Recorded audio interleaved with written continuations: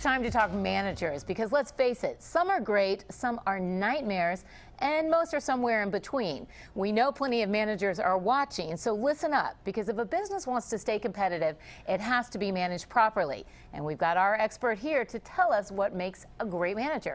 Mary Abbajay, our resident business coach from Careerstone, you've got a list of some of the most important qualities in a manager, and let's start with number one, the balance that good managers have to have between productivity and positivity. It's that second part that's tricky. And the second part is tricky, and so often what we do in our workplaces is we hire people into management positions who are technically really great at something. They got their productivity handled. But when you're a manager, you're managing people as well as projects. So you've got to keep a positive atmosphere in your workplace. It's called employee engagement. Without it, productivity will go down. And I like to think that in Washington we have a high productivity. We are kind of probably the capital of productivity. Maybe not Capitol Hill, but for the rest of the workforce, pretty type A. But that positivity can be a bit of a challenge. So you also say have your communication skills, because that can be central to your productivity and positivity. It is, because if you're not communicating with your people and communicating well and communicating in a way that draws people to you, right, and creates goodwill and creates knowledge, then you are going to fail at your job. You have to communicate, and you have to adapt your style, when we talked about Myers-Briggs, to your different styles of your people. So you have to have more than one communication style.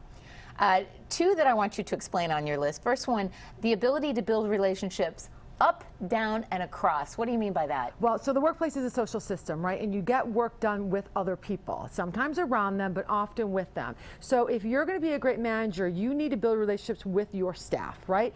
People don't leave organizations because they hate the organizations. It's still the number one reason people leave their jobs is they don't like their manager. You've got to build relationships with them. But be careful how you build relationships. There's also the problem of some managers that want to go out drinking every night with some people on the staff and play favorites. Right. You're not building love relationships, you know. You're building strong professionals. It is, but you have to know what's important to people, and they have to feel like they have your back. You also have to build relationships across with your peers and above you as well, because you are only successful in your domain as you can interrelate and collaborate with other people. Got it. Develop and motivate staff. That falls into some of the other things you're talking about, individuals as well as teams. Reward and recognize. Now, I have to say, I'm a bit of a skeptic about this area because I have to say our station does a good job of trying to give out monthly employment awards and recognize, but I'm a bit of a cynic. I just think, you know, really, we get a gold sticker. I'd rather people be motivated to perform every day. Well, and this is one of the challenges, big challenges for managing. So people need to be rewarded and they need to be recognized. The trick is how to do it so it feels authentic and real and not canned. And the other thing is, what's a reward to you may look very different than a reward to me or recognition. So some of the simplest things that you can do is find out, first of all, what's meaningful to your employees and offer them that. Or maybe just saying publicly, Rebecca did a great job, or thank you. Like, it can be those little pats on the back. I think when you single out people, then other people think, well, what about me? I did this and this and this. So I think it's good to spread it out. It is. You got to spread it out. But if people feel underappreciated, they will stop being high performers. That is true. Ability to manage up. What does that mean? This is about building an effective relationship with the powers above you in order to give your boss what they want, for you to get what you want, and to give the organization what it wants. Like it or not, all of us, even managers, have a manager above us, and you have to understand and build a strong relationship with that manager. It's not about brown-nosing, it's about building a collaborative relationship. I think that's one of the trickiest things, I will say, for managers, and I don't envy them. I've been in that position before, and now luckily I'm kind of an answer to a manager, but do my own thing.